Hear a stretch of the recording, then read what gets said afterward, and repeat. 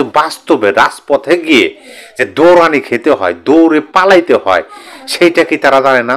এবং সেরকমই একটা ঘটনা ঘটছে। আপনাদেরকে ঘটনাটা বলি। এনসিপির একজন নেতা পাটোয়ারি সাহেব, পাটোয়ারিকে আপনার সবাই পাটোয়ারি বললে চিনবেন, আর একজনের নাম হাসনাত সাহেব। হাসনাত, তাকেও আপনি কি অনেকে পাঠা বলে, এবং হাসনাত আবদুল্লাহ তার নাম। পাটোয়ারি সাহেব বক্তব্যের মাঝে বললেন যে আওয়ামী লীগ যে লকডাউন কর্মসূচি দিছে, এই লকডাউন কর্মসূচি ঠেকাতে এনসিপির একজন নেতাই যথেষ্ট। সেই নেতাটাকে হাসনাত আবদুল্লাহ এভাবে বক্তব্য দিলেন। আচ্ছা, তার বক্তব্যটাই আপনারা শুনুন, আমি দেখাবো।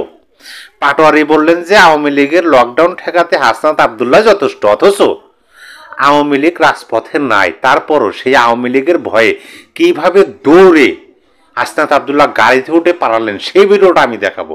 কিন্তু প্রথমে পাটোয়ারির সেই বক্তব্যটা আপনারা শুনুন। পাটোয়ারি কি বলছে হাসনাত আবদুল্লাহ এবং আওয়ামী লীগের লকডাউন সম্পর্কে, শুনুন তার বক্তব্য।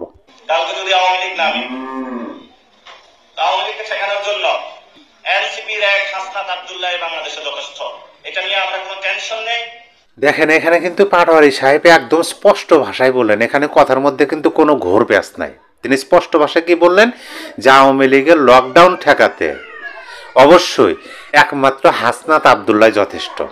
আচ্ছা ঠিক আছে, তিনি বলছেন, তিনি তো নানান সময় নানান কথা বলেন, আমাদের স্বাধীন, আমাদের সার্বভৌমত্বের জায়গা সেনানিবাস, সেনাবাহিনীকে নিয়ে কিভাবে বক্তব্য দিচ্ছেন, কিছু হইতে আমরা দেখি নাই। তারা নানান ধরনের বক্তব্য দিচ্ছেন, কিছু হইতে দেখি নাই। কিন্তু আওয়ামী লীগের নামে মাত্র এই কথাটুকু বলছেন যে আওয়ামী লীগের লকডাউন ঠেকাতে হাসনাত আবদুল্লাহ যথেষ্ট। দেখেন, তারপরে দেখেন হাসনাত আবদুল্লাহর কি অবস্থা। হাসনাত আবদুল্লাহর সেই পালানোর, দৌড়ে পালানোর ভিডিওটা আপনারা দেখুন।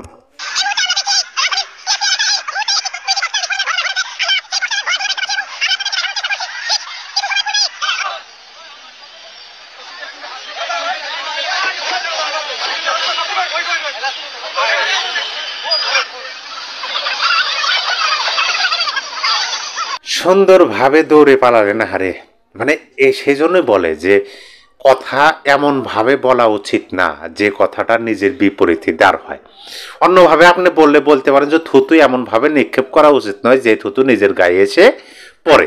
এখন এনসিপির নেতারা যেভাবে আওয়ামী লীগের কর্মসূচি ঠেকানো, আর একজনের কথা বলি, হাদি সাহেব, তাকে তো চেনেন, 1 নম্বরে পাকিস্তানের বীজ তিনি কি বলছেন যে তিনি নাকি শাহবাগে ফজরের নামাজ পড়বেন, এক হাতে লাঠি আর এক হাতে লিফটেড।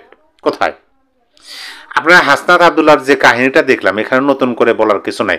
অনেকেই করতেছে কি, এই পাটোয়ারির বক্তব্যের সাথে হাসনাত আবদুল্লাহর সেই ওই গোপালগঞ্জের একটা ভিডিও, গোপালগঞ্জে যে আওয়ামী লীগের বাধার মুখে, প্রতিরোধের মুখে পড়ছিল এনসিপি, পরিশেষে সেনাবাহিনী সেখানে গিয়ে গুলি চালায় এবং অনেক গোপালগঞ্জবাসী নিহত হয়। তারপরে তাদেরকে আর্মির সেই ট্যাঙ্কের মধ্যে লুকায়ে সেখান থেকে যে পালিয়ে আসতে হয়েছে, সেই ভিডিওটা অনেকে এই পাটোয়ারির বক্তব্যের সাথে মিলিতেছে। কিন্তু আমি দেখলাম যে সদ্য যে জিনিসটা, ওটা তো অতীতের জিনিস, এটা সদ্য জিনিস, মানে সদ্য প্রকাশিত ঘটে যাওয়া ঘটনা, সেই ঘটনাটা দেখালাম। আচ্ছা, আরও অনেক নিউজ আছে, আপনাদেরকে একটু বলি, আমি মনোযোগ সহকারে শুনুন। দেখেন, তারা এই সমস্ত বড় বড় কথা বলেন যে আওয়ামী লীগকে ঠেকাতে এই হাসনাতি যথেষ্ট, আওয়ামী লীগ শেষ, আওয়ামী লীগের চ্যাপ্টার ক্লোজড, আওয়ামী লীগ আর ফিরে আসতে পারবে না, কোনোভাবেই সম্ভব না। যায় তাদের বক্তব্য শিশুসুলভ বক্তব্য, কারণ আমাদের মাননীয় সেনাপ্রধান তিনি তো বলছেন যে তারা বাচ্চা মানুষ, লেদা বাচ্চা, তারা তো সেরকম বোঝে না, তারা যখন বড় হবে তারা বিষয়গুলো বুঝতে পারবে, লজ্জিত হবে। তো সেই সময় বোধহয় চলে আসছে, কারণ আওয়ামী লীগ কি জিনিস তারা হয়তো এখন বুঝতে পারবে। এই যে দৌড়ানি একবার খাইছে, কিন্তু তাদের যে বস, মানে এই যে এনসিপির নেতাদের যে বস, অর্থাৎ বর্তমান অন্তর্বর্তী সরকার, তারা তো ঠিকই বুঝতেছে যে আওয়ামী লীগ কি জিনিস, আর তারা তো ঠিকই বুঝতেছেন যে শেখ হাসিনা কি জিনিস। এই জন্যই তো বারবার শুধুমাত্র শেখ হাসিনার মুখটা বন্ধ করার জন্য তারা থেকে কি করতেছে।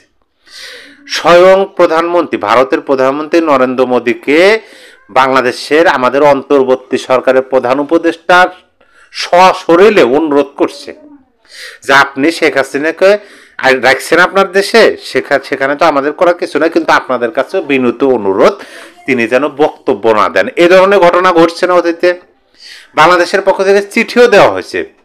সম্প্রতি আজকের খবর বিবিসিতে প্রকাশ হয়েছে। দেখেন, গণমাধ্যমে শেখ হাসিনার বক্তব্য ভারতের ডেপুটি হাই কমিশনারকে তলব করে বাংলাদেশ।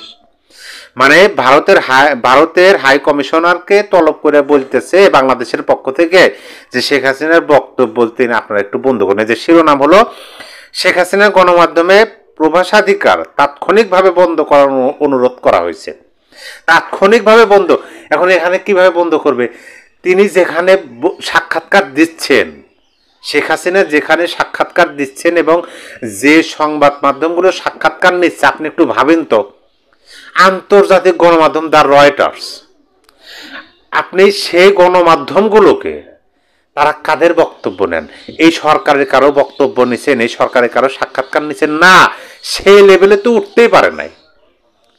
আওয়ামী লীগের সভানেত্রী শেখ হাসিনার যে বক্তব্য, শেখ হাসিনার সাক্ষাৎকার নেওয়ার জন্য আপনি ভাবুন তো আন্তর্জাতিক গণমাধ্যমগুলো কত প্রকার তারা কষ্ট করতেছে, তারপরে শেখ হাসিনার সাক্ষাৎকার নিতেছে, শেখ হাসিনার সাথে যোগাযোগ করা হইতেছে। আপনার একটু ভিডিও ফুটেজ দরকার, না ভিডিও ফুটেজ হবে না, তাহলে আপনি একটু অডিও সাক্ষাৎকার দেন, তাও হবে না। তাহলে আপনার সাক্ষাৎকার প্রয়োজন কিভাবে? আপনি মেইলে প্রশ্ন পাঠান, মেইলে প্রশ্ন পাঠাইতেছে শেখ হাসিনা, মেইলে আবার সেই প্রশ্নের উত্তর দিতেছে, সেই উত্তরের পরিপ্রেক্ষিতে নতুন করে আবার মেইলে প্রশ্ন পাঠানো হইতেছে, আবার মেইলে প্রশ্নের উত্তর দিতেছে। এইভাবে সাক্ষাৎকার নিতে কতদিন সময় লাগতে পারে? তারপরও ধৈর্য সহকারে শেখ হাসিনার সাক্ষাৎকার নিতেছে আন্তর্জাতিক গণমাধ্যম। কি জন্য? যে তার সাক্ষাৎকার, তার বক্তব্য, তার কথা সারা বিশ্বের মানুষ এখন হুমড়ি ফেলে পড়তেছে, দেখতেছে কি বলছে, কি লেখছে, সেই জন্য।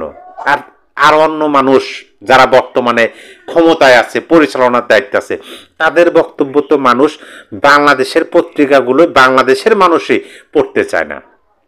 তারা বিভিন্ন প্রোপাগান্ডা, মিথ্যাচার, মিথ্যা কথা বলে, এখন পড়তে চায় না। এখন এটা হলো কি, গণজোয়ার উঠছে।